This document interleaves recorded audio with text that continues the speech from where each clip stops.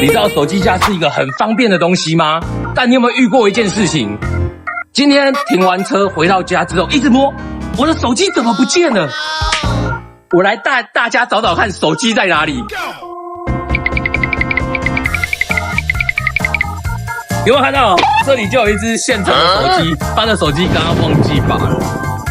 手机架固然好用，但要记得要把手机拔起来，不然手机不见一次又是好几千。哦，等一下我们通知警察来把他的手机带回去吧。